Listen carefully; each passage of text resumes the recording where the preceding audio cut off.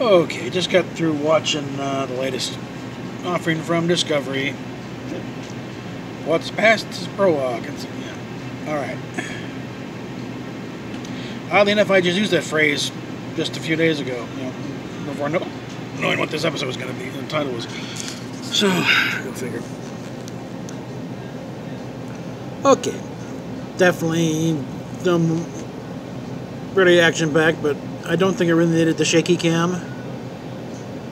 Although, they carry, to cover up the kind of slipshod fight choreography at times. Probably think, just shake the camera, they'll never know the difference. Yeah, people notice the difference, guys. All right. And apparently, everyone in the Mirror Universe went to the Imperial Stormtrooper School of Shooting. They can't hit the broadside of a barn from inside the barn. So, and what kind of plan was that of Burnham's? It's like, yeah, we'll just waltz on into the throne room and hope they don't shoot us on sight. Long enough for us to take control. That's not a plan. Remember, those weapons also have stun setting, They're the way about, they do stun your ass once you walk in the door, and then suddenly you wake up, you're in the brig, you're in an agonizer booth. Now where's your plan? Too much of this whole plot revolves, upon people on most sides being complete morons and letting this stuff go through, and other ones just being, it's magic technology. They clearly don't understand how warp drive is supposed to work. They think it's the same as hyperdrive, where you just, no. Again, you wonder, did these guys even watch even a full episode of Star Trek, ever? At least within the past 15 years. Of any of the shows.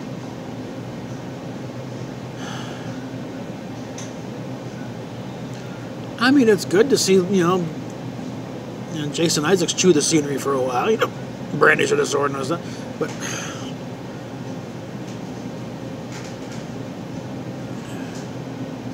and yeah, okay, the Mycelial network is now pretty much the Force, It dies, everybody dies across all dimensions. It's like, sure, okay. Oh, yeah.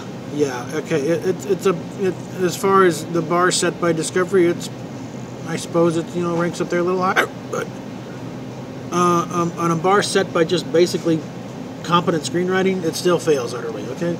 I'm sorry, guys. Subscriber you lost today. Yeah, I'm not gonna go. People leave, they leave. I'm not gonna bother them. Well, still. It was a wet blanket anyway. Anyway. No, I'm sorry, but, just because they let Michelle Yeoh show off a bit her fighting skills, I think, they need to let her choreograph these fight scenes. Because she'd have done a damn sight better than what I saw here, I'm pretty sure.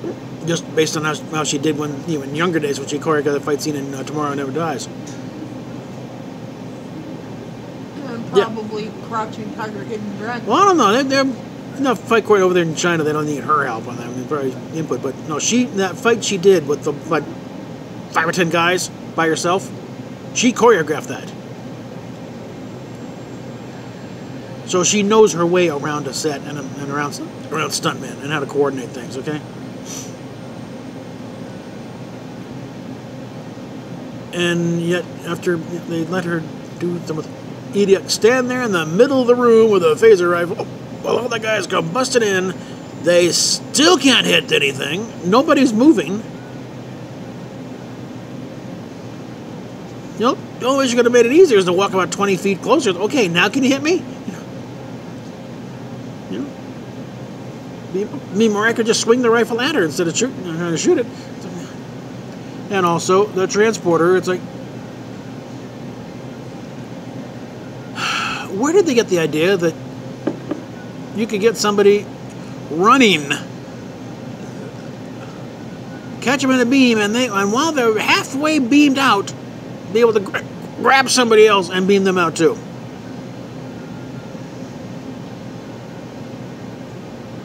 Especially in this time period where, you pretty much held stock still. Granted, it's because the technology at the time required the person to stand totally still while they did the mat. Well, even the mat, they were talking, but they weren't running. Nobody was grabbing somebody. She grabbed right a hold of him. Well, she grabbed him just as he was starting to. Exactly. Burnham was already more than halfway. She was glowing. Okay, she was already more than halfway beamed up. So what they showed should not have worked at all. These guys are just...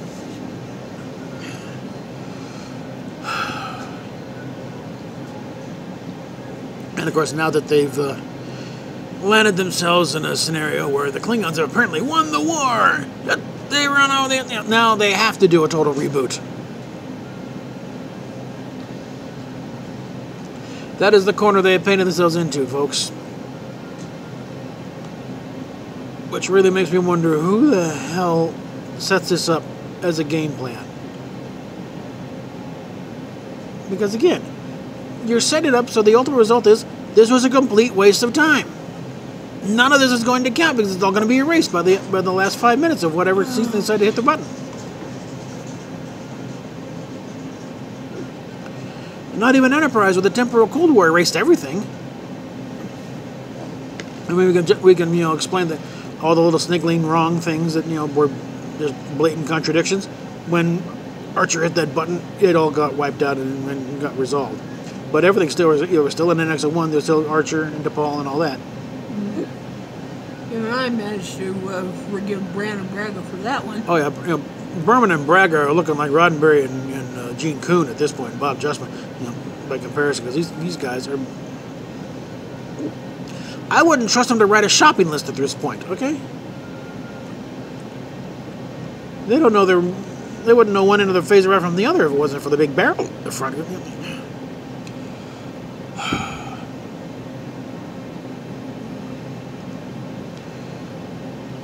Like I said, they set the bar so low. This is the best one ever. It's not saying much, Like Robin Williams, it's like declaring as the best figure skater in Oklahoma. It's not a big deal to choose from.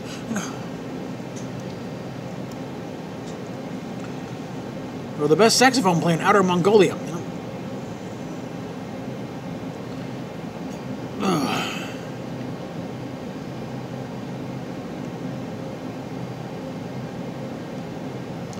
Like I think of the people currently assembled in this area that I see right now, I can do the best Ed Sullivan impression of anybody out here. Just me and Steph right now. Hi guys. So yeah, it's a pretty small pool.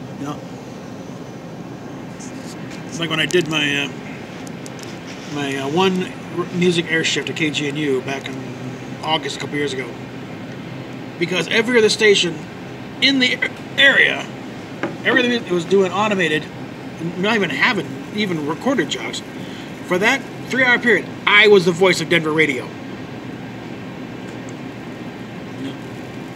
My competition was the BBC. Okay, that's one thing they can't take away from me. I was that, and I got at least most of that on tape because there was a computer error and it wiped out most of the first hour. That's okay, because, that second hour I was getting into my drive. And I got all the Phil song parts there. So, here comes a Ruby behind me. And so next week, it's back to, now what do we do? Now that we've kind of rather clumsily put in that, yes, we can also travel through time with this here. Oh, and unfortunately, no, that wasn't the Prime Universe Landry. It was the Mirror Landry, so... Yes, Commander Landry is a jackass and bitch in both universes. So no mourning that loss. And also, apparently this, the Emperor's ship, shields? Anybody? The only shielding evidence was a containment field around the sphere. Everything else just wide open. Discovery came in and just fired and blew right through the hull. Please, this is supposed to be the Empress's flagship. This is the big kahuna here, and they're just blowing holes in it left and right with reckless abandon. I again, the whole thing hinges on people being absolute morons. Oh, they're coming in. Ray Shields, hello? Fire back? You know, anything? Throw rocks? I don't care, you know. I mean, nobody, Her character on Star Trek Continues. Oh, yeah, that's I think was kind of hoping that it was going to be the primary, for some kind of, you know, redemption for Landry. I think because of affection for, what's her say, Star Trek Continues? well, I know her, because we liked her in Continues. That bitch, that one episode Star Trek Continues, and I guess similarly for when she was on Battlestar Galactica.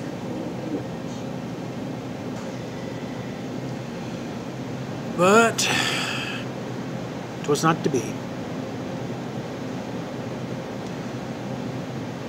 And still, at some point, they've got to declare the spore drive just complete and utter failure, never to be mentioned of again in any shape, form, or context, or whatever.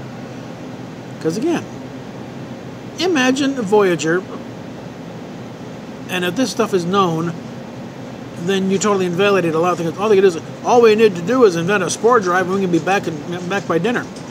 Yeah. That didn't happen. They're talking 75 years or whatever to get back, you know, by standard warp. Although actually, there's a former co-worker of mine at Comics point out, one thing they could do in that case is just stay sublight, fire up the impulse engines to like relativistic speeds. And once they get back to the Alpha Quadrant, yeah, millions of years will have passed, but then you do a time warp, get back to the right time.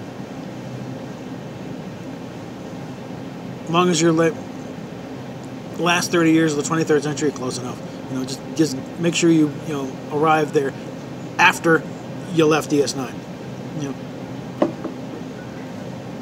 that'd be a real boring trip, but it'd get the job done. But they were looking for something a little more, you know. And besides, they're starved. They're going to explore, of course. But, like I said, I mean, yeah, we got to see Discovery flying a lot more here, but also we got to see that it is an ugly ship, okay? It's a pancake with twigs, you know?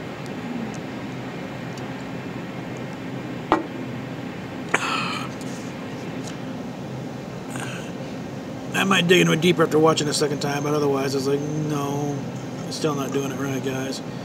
And in the way it is now, they have no choice. They got to go deeper in the rabbit hole to get out of this now. They got to invoke the time travel thing now. Whoops. Got to wrap this up here because I'm losing power. So, PayPal, Patreon down below. Hopefully, by the end of this week, we'll have word on, because our little business plan is going to finance people now. And we might be on the road by the end of the week, you never know. Or at least getting ready to get on the road by the end of the week. And be out of here before our 1 year anniversary of being on the street. So, again, PayPal, Patreon down below. And catch you later.